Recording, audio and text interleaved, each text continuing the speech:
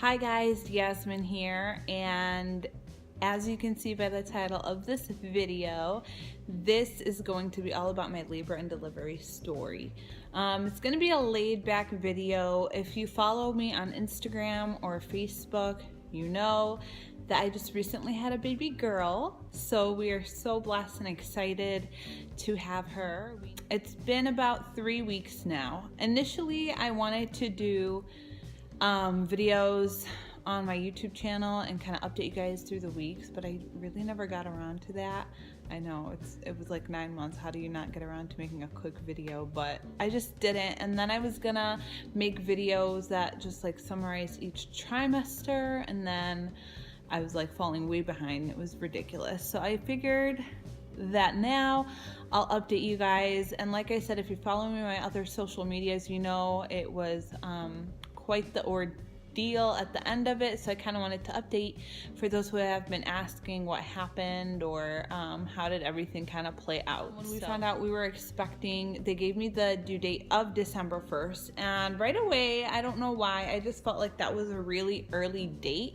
I figured just based on when I got pregnant and just like, I don't know, it was just like this gut feeling that I was gonna go beyond December 1st. The pregnancy was pretty smooth. The first trimester, I didn't even feel like I was pregnant, which is crazy because I know what some women go through with just like morning sickness and like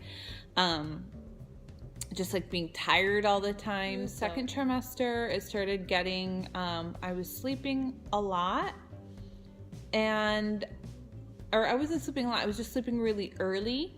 And then third trimester is when I was just like, okay, like full on pregnant, like I just want to like lay in bed all day.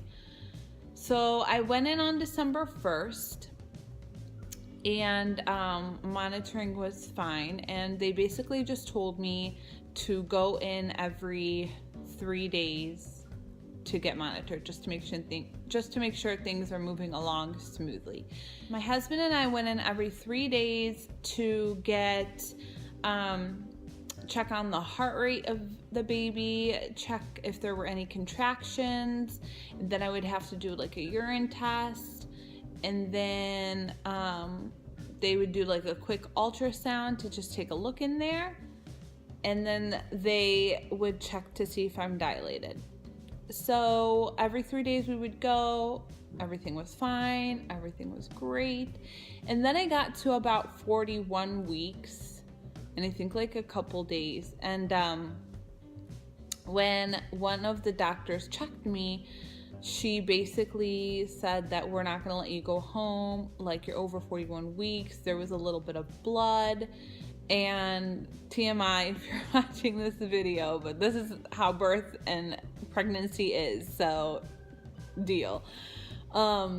She said, we're gonna keep you, we'll just keep you for 24 hours. And I really did not want to stay, and I told my husband like I really don't want to, but just for like the health and the just like keeping the baby in mind, I'll stay, and I'll say the 24 hours that they want me to, they'll check, and tomorrow morning when the doctors check all of the pregnant women that haven't given birth yet at 8-9 o'clock, then I'll go home. Prior to this, by the way, from 40 weeks till like the 41 plus, I was 0 centimeters dilated. There was no dilation, and contractions weren't really there. Like I can't like say for sure definitely I'm getting contractions, but they were showing like minimal contractions on like the little chart that they were monitoring me on. Then they checked me the next morning, 24 hours later, I was 2 centimeters dilated.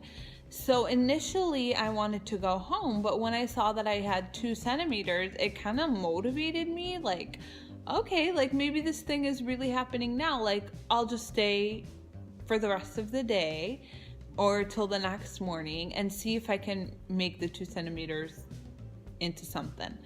So I spent that whole day like literally focused on a mission, because if I were to go home, honestly, like I would just lay in bed, or I would go home and I would just like watch Netflix or something. So I figured just like as much as I really did not want to be in the hospital, at least it gave me like nothing else to do but to focus on getting this baby out. So the hospital is really, really close to where we live, so my husband was able to come and spend time with me, but I figured I'd just stay and see if I can like move things along. So I stayed, and the whole time I was like walking the hallways, listening to like the Holy Quran and like my headphones, trying to like get some blessings happening. I was like bouncing on the big like stability ball, like the big physio ball, and doing just like different exercises on there, like hip rotations and stretches. And I was trying everything. The next morning they checked me and I was still at 2 centimeters. Monitoring was all okay, nothing new. And then I didn't get bummed, but I was like, okay, like I really don't think I'm having this baby anytime soon, and I want to go home. So I started to tell the doctors that, hey, like you guys and the nurses, that I want to go home. I don't see there being a point in me staying here. Like I'll come back every few days and get checked for monitor and like get monitored like we had initially decided. Like it's not a big deal. Like I don't have to be here.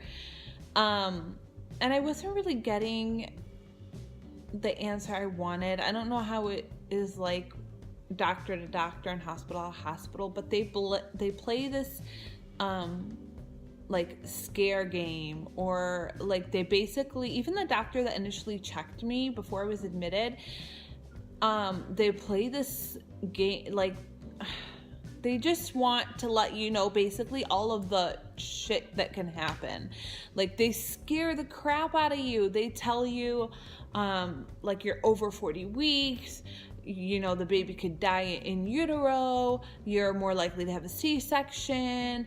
And I went from like here to like here with like all of the things that like could possibly happen. It was scary, honestly. And I have to let you guys know, and the reason I'm even sharing my story is in hopes that if you find yourself in a similar situation, that you can relate, and this will give you confidence, because I was feeling like this gut instinct that everything was going to be okay. And I didn't see, as long as we were monitoring, I didn't see a point in staying at the hospital.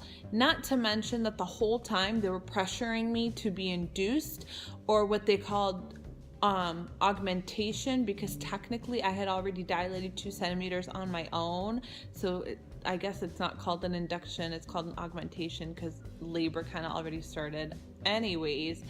The whole time there was this enormous pressure to take Pitocin and help labor along, as they say. And not only did I get pressure from the doctors and nurses, I got pressure from the ladies in the ward, in the maternity ward, who had already given birth, because they had us, like all the pregnant ladies, in a separate room. And so when we would like have time to eat in the cafeteria and whatnot, it was with all of the women who had already given birth. And I felt even pressure from them, and them just saying like, why don't you just take it? It's not a big deal.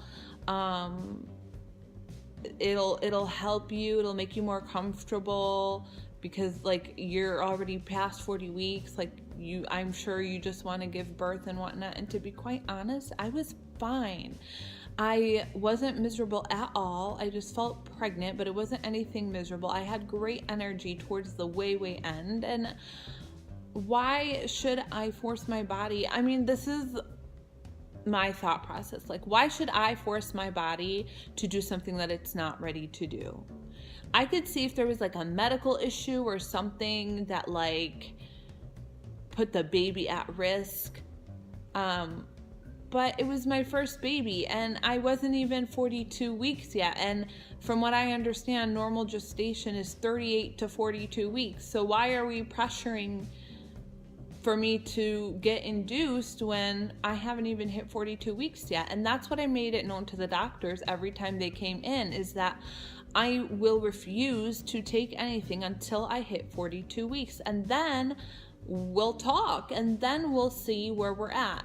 Unless something happens beforehand where there's a medical situation or heart rate or whatever. Like, baby is first. I want to make sure everybody's safe. But when you have this gut feeling and it's your first baby and you haven't hit 42 weeks and it just didn't feel like it was right for me. And everybody's different. I'm not telling you what to do, but you just have to kind of keep that in mind. So finally, I was able to, while I was walking the hallways, actually, I ran into my doctor, who I've been seeing throughout this whole pregnancy, and who I had previously asked the nurses that I wanted to talk to him, but nobody was making that happen. So lo and behold, I run into him in the hallway as he's coming down the elevator, and I'm walking, and I pull out my headphones, and I was like, "Doctor." And I basically told him what was going, and he was so chill about it. He said, "Yeah, just go tell them I said you can go home and that you'll come back in 3 days to get monitored." And I was like, "Ugh, it's that freaking easy? Like, geez." So when the doctors came and made their morning rounds, I told them that I had talked to my doctor and this is what he said. And they conferred or whatever they did, and I went home on my own responsibility. Then I go in for a monitor at 41 plus 6. So it was a Tuesday, I remember, and the next day was going to be 42 weeks officially. And so I talked to the doctor, and they said, "You're definitely not going home today, blah, blah, blah." And I said, "I want to go home, but we promised to come back tomorrow when we officially hit 42 weeks. 42 weeks hit next day, Wednesday, and we didn't go in.